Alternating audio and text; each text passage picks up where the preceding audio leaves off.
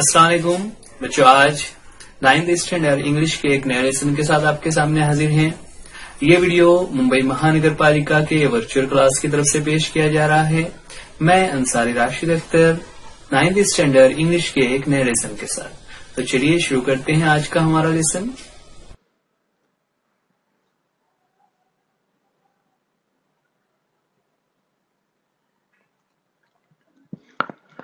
Ninth standard English के इस नए वीडियो में आज आपके सामने लेकर किया था रीडिंग वर्क्स ऑफ आर्ट। जी हाँ बच्चों, unit 4.1 reading works of art, ये इस चैप्टर का सेकंड वीडियो है जिसमें हम उस चैप्टर का सेकंड टॉपिक गोंड आर्ट ये पढ़ने जा रहे हैं। ये वीडियो आप YouTube पर BMC VTC उर्दू इस चैनल पर देख रहे हैं। मैं Ansari Rashid Akhtar 9th standard English for Urdu medium 4.2 reading works of art का सेकंड पार्ट लेकर आपके सामने, जिसमें आज हम गोंड आर्ट के बारे में पढ़ेंगे। पार्ट 1 में हमने SH रजा के एब्स्ट्रैक्ट पेंटिंग्स के बारे में पढ़ा था। अगर आपने वो वीडियो नहीं देखा है तो इसी चैनल पर आप उस वीडियो को देख सकते हैं। आज हम देखने जा रहे हैं गोंड आर्ट। तो चलिए शुरुआत करते हैं। बच्चों, सबसे पहले ये जो वर्ड गोंड लिखा हुआ है, गोंड इज अ ट्राइब। ये एक किस्म के ट्राइब हैं, कबायली लोग हैं। ये एक किस्म के कबायली आदिवासी लोग हैं जो इंडिया में मुख्तलिफ मकामात पर पाए जाते हैं। उसी के बारे में फर्स्ट पैराग्राफ में है कि Gond art is a tribal art. ठीक है, Gond art is a tribal art. ये एक ट्राइबल आर्ट है, यानी कबायली लोगों में पाया जाने वाला ये एक आर्ट है जो उनके लाइफ स्टाइल में मिलता है। It has been developed and preserved by the Gond tribal people residing largely in the Madhya Pradesh, Maharashtra, Telangana, Andhra Pradesh and Odisha states of India. Okay? अब ये जो ट्राइबल आर्ट है, जैसा कि हमें मैप में भी नजर आ रहा है, ये लोग खास करके किन इलाकों में पाए जाते हैं? तो जो डार्क ग्रीन कलर से नजर आ रहा है वहां पर ज्यादा है, और फिर जैसे जैसे जो ग्रीन का शेड लाइट होता जा रहा है वहां पर उनकी पॉपुलेशन कम है। इसको देखते हुए हम अंदाज कर सकते हैं कि they are largely in Madhya Pradesh, Maharashtra, Telangana, Andhra and Orissa states of India. ये ऐसी रियासतें हैं जहां पर गोंड ट्राइब के लोग, गोंड लोग रहते हैं। अब जिन इलाकों में वो रहते हैं की नशोनुमा हुई। From their traditional tales and mythology, we learn that they have lived in India for thousands of years, even before the other inhabitants came here. The Gondi language is similar to Telugu, a Dravidian language. ठीक है, ये जो tribe है Gond tribe, उनके बारे में जब हम मुतालिया करते हैं तो हमें क्या मालूम होता है कि their traditional tales and mythology ना, माइथोलॉजी कहते हैं ऐसी कहानियां, ऐसी बातें जो जिनका कोई सबूत नहीं है, लेकिन वो रिवायतों के जरिए से चलती चली आ रही हैं, है ना। जैसे हम चूंकि अगर इस्लाम की अगर हम बात करें तो हम इस्लाम में कहते हैं कि इब्राहिम अलैहिस्सलाम he was thrown in the fire, ना, उनको आग में डाल दिया गया था, but he was saved by the order of Allah and the fire did not burn him, ना, आग ने उनको जलाया नहीं। ये हमारा ईमान का हिस्सा है। लेकिन जब कोई दूसरे मजहब का शख्स इस बात को सुनता है तो वो उसके लिए माइथोलॉजी कहलाता है कि ये मजहबी अकीदे और रिवायात हैं। इस बात का चूंकि हम कोई सबूत नहीं पेश कर सकते, हिस्टोरिकली हमारे पास कोई एविडेंस नहीं होता, लेकिन चूंकि हमें हमारे मजहब में ये बात बताई गई तो हम तो यकीन करते हैं। लेकिन दूसरे मजहब के लोग इस बात पर यकीन करने के लिए इसे मजहब की बातें या मजहबी बातें समझकर उसे माइथोलॉजी कहते हैं। इसी तरह हर मजहब में होता है। जैसे हम हिंदू मजहब की अगर हम बात करें तो हिंदू मजहब में एक कैरेक्टर है हनुमान का, है ना। आपने देखा होगा जो हमारे बहुत सारे हिंदू भाई बहनों की दुकानें होती हैं या उनके घरों पर आप जाएंगे तो आप देखेंगे कि हनुमान जो है वो पहले तो उनकी शक्ल बंदर से थोड़ी हूबहू मिलती जैसी है, लेकिन एक एक तस्वीर में वो एक पहाड़ को अपने हाथ पर उड़ाकर हवा में उड़ते हुए नजर आ रहे हैं। इस तरह के वाकयात को माइथोलॉजी कहा जाता है। ठीक है। तो माइथोलॉजी और उनके ट्रेडिशनल जो टेल्स हैं, उनकी जो कहानियां हैं जो रिवायती तौर पर वो एक दूसरे से आगे बढ़ाते चले आ रहे हैं, इन तमाम बातों से ये अंदाज होता है ना उनकी। अगर हम हिस्ट्री को बात करें कि ये गोंड लोग भारत में कब से हैं, तो India they have lived in India for thousands of years before the other inhabitants came here. कि जो दूसरे लोग इंडिया में रहते हैं, जो दूसरे ट्राइब के लोग रहते हैं या दूसरे नस्ल के लोग जो इंडिया में पाए जाते हैं, उन लोगों से हजारों साल पहले इंडिया में गोंड ट्राइब के लोग रहा करते थे, है ना। इनहेबिटेंट्स कहते हैं किसी जगह पर रहने वालों को। यहाँ पर मुराद जो इंडियन सिटीजन्स हैं, इंडिया के जो दूसरे लोग हैं जो रिहाइश पजीर हैं, जो अलग अलग इलाकों से हिजरत करके यहाँ पर आए थे, उनसे हजारों साल पहले से गोंड यहाँ पर रहते हैं। The Gondi language is similar to Telugu, a Dravidian language, है ना। देखिए यहाँ पर दो चीजें हैं। गोंडी लैंग्वेज, जो गोंड ट्राइब है उनकी जो लैंग्वेज है वो सिमिलर है तेलुगु से ना। तेलुगु तमिलनाडु वगैरह के इलाकों में बोली जाने वाली जबान है। जिस तरह हम महाराष्ट्र में मराठी का इस्तेमाल करते हैं वैसे ही ये वहाँ की इलाकाई जबान है।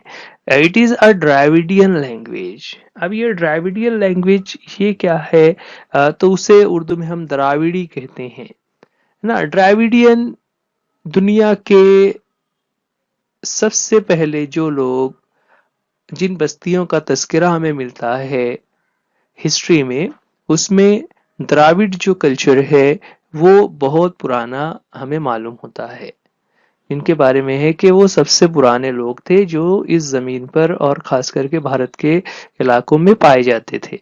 तो उस उनकी जो जबानें थी उसमें से ही तेलुगु जबान जो है वो डेवलप हुई है। उन्हें द्राविडियन कहा जाता है। अच्छा बच्चों, यहाँ पर हर पैराग्राफ के साथ आपको कुछ इमेजेस नजर आ रहे हैं। ये सभी इमेजेस गोंड आर्ट के एग्जाम्पल्स हैं, तो आप उन इमेजेस को भी गौर करते चलिए। Gond art has spread mainly in central India, है ना। जैसा कि शुरू में हमने नक्शे में देखा था, सेंटर में जो गोंड ट्राइब की पॉपुलेशन है वो ज्यादा है, इसीलिए वहां पर उनका जो आर्ट है वो उसी इलाके में ज्यादा स्प्रेड हुआ, फैला हुआ नजर आ रहा है। Originally people used to draw pictures on the earthen walls of their houses.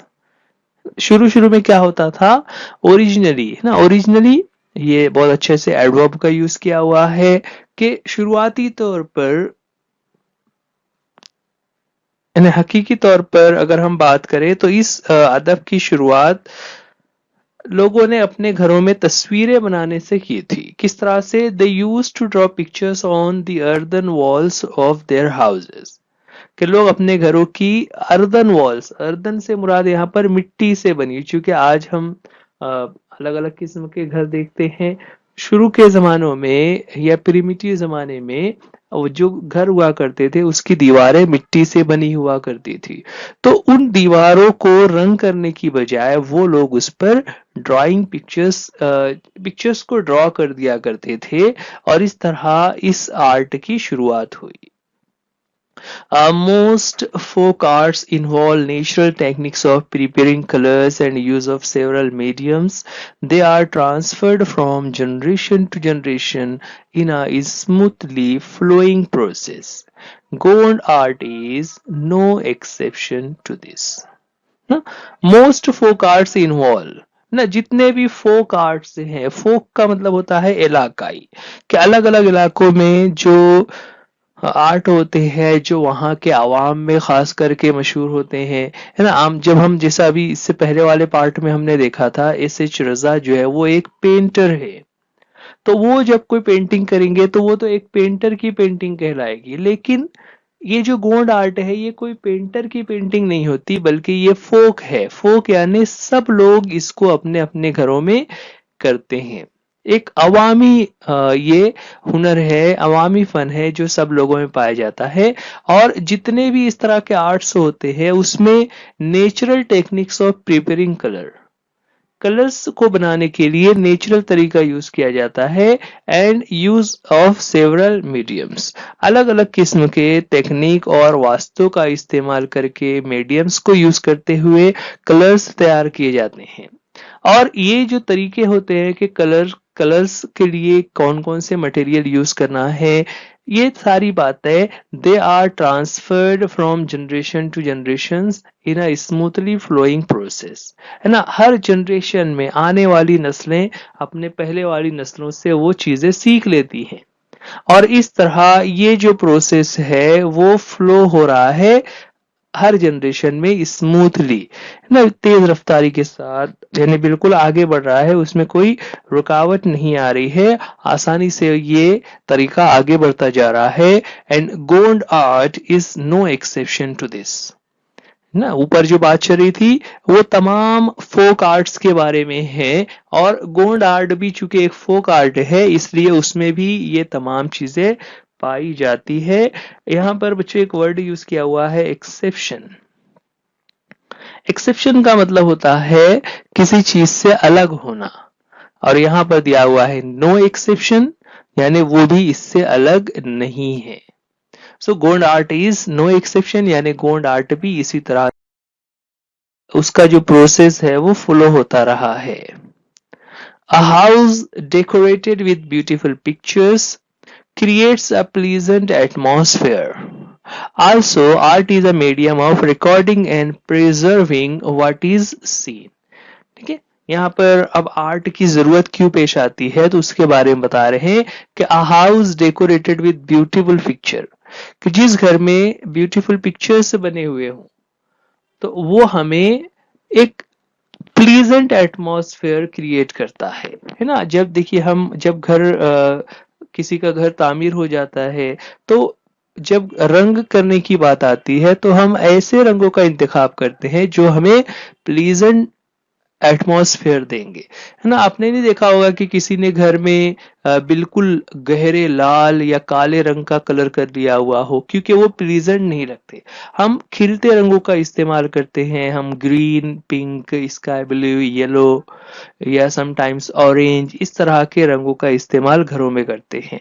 क्यों? Because they create pleasant atmosphere, एक खुश आइंद और अच्छा माहौल उसकी वजह से तैयार हो जाता है। Also, art is a medium of recording and preserving what is seen. कि आर्ट में एक तरीके से रिकॉर्ड हो जाता है और प्रिजर्व हो जाता है, सेव हो जाता है व्हाट इज सीन, जिस चीज को देखा है ना। क्योंकि एक आर्टिस्ट अपने पिक्चर में वही चीजें बनाता है जो चीजें वो देख रहा होता है। जैसे इस पिक्चर में अगर हम देखें तो एक हमें पीकॉक नजर आ रहा है, और पीकॉक जो इस शक्ल में नजर आ रहा है, यानी इतने करीब से वो लोग उसे देख रहे थे, इसीलिए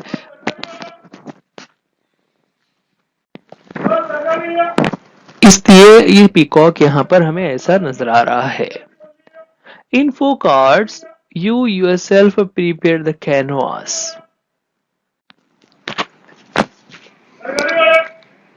In folk arts, you yourself prepare the canvas, the surface on which to draw, and the colors with which you draw.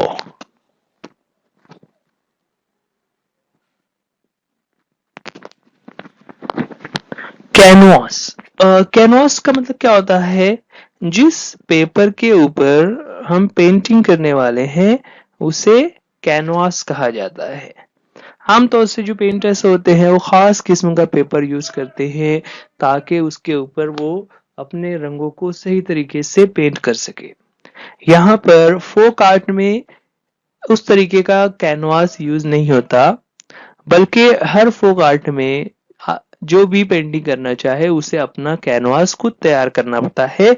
यहाँ मतलब ये हो रहा है कि किस दीवार पर किस तरह से पेंटिंग करनी है, दरवाजों पर कौन सी पेंटिंग करनी है, अंदर के साइड में, बाहर के साइड में, छोटी दीवार, बड़ी दीवार, वो पेंटिंग करने वाले शख्स को खुद ही डिसाइड करना होता है ना। Canvas, the surface on which to draw and colour with which you draw.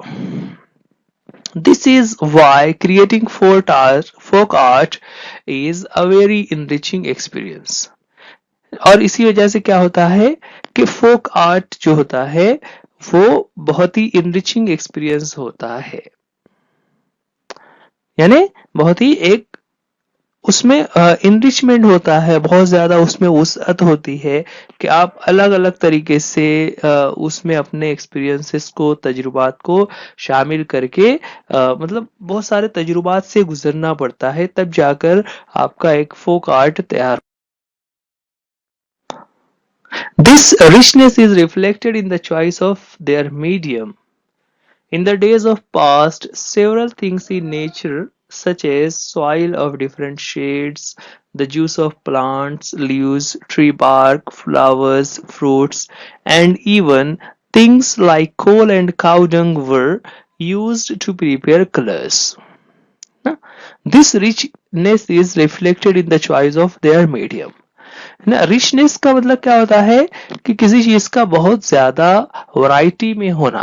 तो यहाँ पर जो चूज ऑफ कैनवास और कलर का किस कौन से कलर्स लेने हैं, जैसा आज आपने अगर क्लासरूम के लिए हमें पेंटिंग करनी हो तो हम क्या करते हैं, बेसिकली हम किसी स्टेशनरी शॉप से जाकर वहां से वाटर कलर हो या कैरयॉन्स हो या पेंसिल कलर हो, स्केच कलर हो, हम इन कलर्स में से कोई एक कलर लेकर आ जाते हैं, पेंटिंग करते हैं। लेकिन यहाँ पर जो फोक आर्ट है, खास तौर से जो गोंड आर्ट की हम बात कर रहे हैं, इसमें जो यूज ऑफ कलर के लिए जो मटेरियल्स यूज किए जाते हैं वो बहुत ज्यादा रिच होते हैं, यानी बहुत अलग अलग टाइप के होते हैं।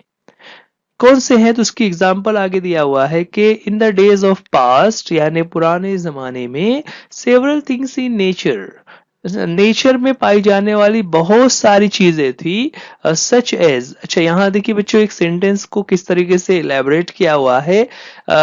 सेंटेंस ये है, फर्स्ट और लास्ट लाइन अगर आप देखें, several things in nature used to prepare colours, ये सेंटेंस है, लेकिन उसके दरमियान में उन तमाम आइटम्स को इंक्लूड करना था, तो उन्होंने कह दिया सच एज, जैसे soils of different shades, juice of plants, leaves, tree bark, flowers, fruits, and even things like coal and cow dung. है ना, ये तमाम चीजें हैं, यानी अलग अलग टाइप के जो सॉइल से है, मिट्टी है, then juice of plants and leaves, tree bark and flowers and fruits, कि जो ट्री के अलग अलग पार्ट से है उससे उसको जूस की शक्ल में उसको घस कर या उसको किसी तरीके से क्रश करके उसमें से कलर निकालना, एंड इवन थिंग्स लाइक कोल ना, कोल यानी कोयला, कोयले से भी, और फिर काउ डंग यानी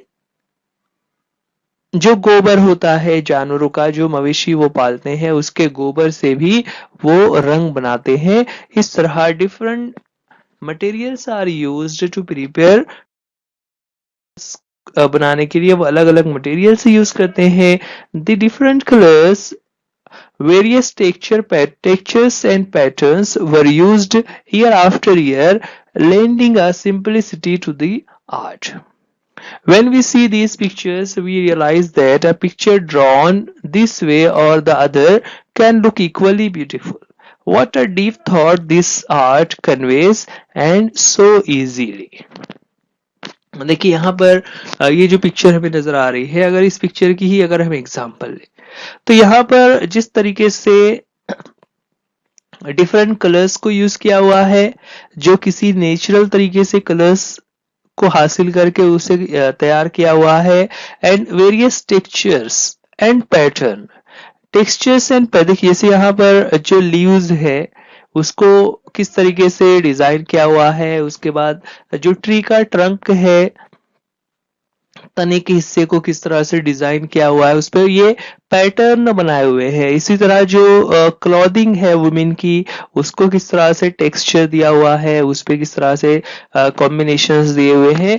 ये सभी चीजें they were used year after year, सालों साल तक उसे इस्तेमाल किया जाता रहा, lending a simplicity to the art.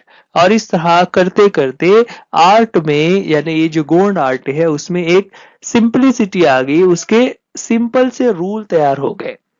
When we see these pictures, ऐसे में जब हम पिक्चर्स को देखते हैं, we realize that a picture drawn this way or the other can look equally beautiful।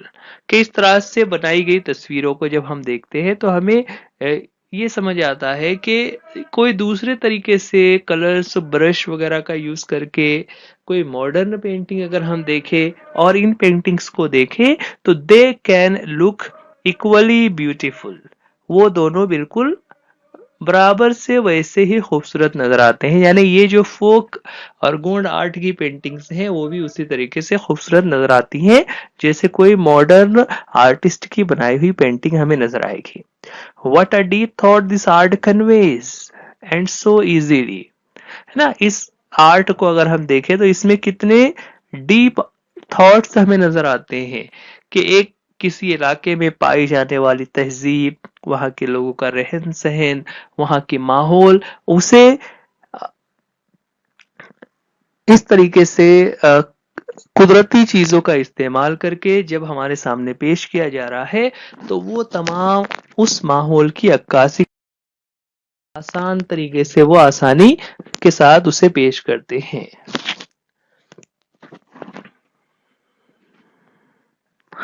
In the Gond style of art, we see that the outlines may vary a little from artist to artist, but the designs that fill it make the whole picture look lively and attractive। अब उसकी कुछ बारीकियों के बारे में बता रहे हैं कि गोंड आर्ट ऑफ स्टाइल, जो गोंड स्टाइल ऑफ आर्ट है उसमें आउटलाइन जो है वो अलग अलग हो सकती है ना। आउटलाइन क्या होता है कि किसी चीज को दूसरे ऑब्जेक्ट से अलग करने के लिए जो आउटलाइन बनाई जाती है वो अलग अलग तरीके से हो सकती है। यानी कुछ लोग बनाते हैं, कुछ लोग नहीं बनाते हैं। लेकिन the designs that fill it, लेकिन जिन डिजाइनों को उसमें फिलअप किया जा रहा होता है, make the whole picture look lively and attractive. उस डिजाइन के फिलअप करने की वजह से पूरी पिक्चर जो है वो बहुत ज्यादा लाइवली, जिंदा नजर आने लगती है। यानी हमें ऐसा लगता है कि वाकई में उस पिक्चर में जान पड़ गई हो, and it is very attractive, बहुत ही जाजिब नजर और खूबसूरत नजर आ रहा होता है कि उसे देखने का मन करता है। The designs include simple textures achieved using dots, straight lines, dotted lines, curvy shapes, and circles. Special attention is given to the choice of various colors so that the total effect is amazing and beautiful. अब उसमें किस तरह से variety होती है, design किस तरह से फिलअप किया जाता है, जैसा कि इस पिक्चर में भी अगर हम देखें तो किस तरीके से दो शेड्स में उसको इंक्लूड किया हुआ है, रेड में और ब्लू में। तो the designs include simple textures ना, सिंपल सिंपल से सादे जो सिंबल्स और टेक्सचर का यूज किया जाता है। और इस टेक्सचर को बनाने के लिए क्या क्या करते हैं, यूजिंग डॉट्स, डॉट्स का इस्तेमाल किया जाता है। देन स्ट्रेट लाइंस, सीधी लाइंस को यूज करते हैं। Then sometimes they use dotted lines को यूज करते हैं। Then curvy shapes, curvy shapes यानी ऐसे शेप्स जिसमें कर्व हो, घुमाव हो, ऐसी शक्लों का इस्तेमाल किया जाता है, एंड सर्कल्स। इसी तरह special attention is given to the choice of various colours, है ना, खास अटेंशन जो दिया जाता है चॉइस ऑफ कलर्स को कि कलर्स किस तरह के होंगे, so that the total effect is amazing and beautiful, ताकि जब कलर देकर फाइनल पिक्चर तैयार हो तो उसका जो इफेक्ट है वो अमेजिंग होना चाहिए, बहुत ही हैरत अंगेज और ब्यूटीफुल यानी खूबसूरत होना चाहिए। इस पर बहुत ज्यादा स्पेशल अटेंशन दिया जाता है, तवज्जो दी जाती है। देख रहे हैं इस गोंड आर्ट के ताल्लुक से, in today's age of commercialisation many men have taken up Gond art, है ना। आज चूंकि कमर्शियलाइजेशन है, कमर्शियलाइज का मतलब क्या होता है, हर चीज जो अपने आप में मुनफरिद है लोग उससे माशी फायदा हासिल करना चाहते हैं, यानी आप कोई अलग चीज तैयार कर सकते हो तो आप उसे फरोख्त करके उसकी कीमत हासिल करना चाहते हैं, इस सोच को कहा जाता है कमर्शियलाइजेशन। ओके, कमर्शियलाइजेशन जिसे हम कहते हैं उर्दू में तिजारत परस्ताना मिजाज। तो चूंकि आज का पूरा जमाना ही वैसा चल रहा है कि जैसे ही कोई मुनफरिद चीज हमने तैयार की जो दूसरों से अलग है, हम उसकी कीमत हासिल करना चाहते हैं। तो आज के इस जमाने में चूंकि गोंड आर्ट बाकी किस्म के आर्ट से अलग है, इसलिए many men have taken up Gond art, बहुत सारे जो फनकार हैं उन्होंने इसे चूज किया हुआ है, उसे टेकन अप किया है, मतलब इसे अपना लिया है, वो इस तरह के गोंड आर्ट को अपनी पेंटिंग्स में यूज कर रहे हैं। लेकिन but the roots of folk arts probably lie in women's daily course like cleaning and decorating the house, dealing with the natural colors in the course of cooking and in their leisure time activities, है ना। हालांकि आज बहुत सारे artist और painters Gond art को अपने paintings में यूज कर रहे हैं, लेकिन इसकी जो असल है, जो रूट है, जो जड़ है, it lies in women's daily course, ना, औरतों के रोजमर्रा के कामों में इसकी जड़ें पेवस्त है, जड़ें आज भी वहीं पर है। Like cleaning and decorating the house, कि जब वो अपने घरों के रोजमर्रा के कामों के दौरान, घरों की सफाई के दौरान उसकी सफाई और डेकोरेशन पर तवज्जो देते हैं। Dealing with the natural colours, जब वो कुदरती रंगों का इस्तेमाल करते हैं। In the course of cooking, है ना, अपने खाना बनाने के दौरान। And in their leisure time activities, और अपने लेजर टाइम, लेजर कहते हैं फुर्सत के औकात को, कि जब हम कोई काम ना कर रहे हो तो ऐसे काम, ऐसे फ्री और फारिग वक्त के दौरान जब हम इस तरह की वो जो गोंड ट्राइब की औरतें इस तरह का आर्ट क्रिएट कर रही होती है, असल गोंड आर्ट वही है। इस तरह ये जो हमारा चैप्टर है आबा भागवत इन्होंने हमारे सामने पेश किया कि उसमें किस तरह गोंड आर्ट एक अपनी इनफरादियत रखता है जो दूसरे आर्ट से काफी अलग है, और उसके कुछ फीचर्स यहाँ पर हमें बताए और उसकी हिस्ट्री भी बयान की। Dear students, you are watching this video on BMC VTC Urdu YouTube channel.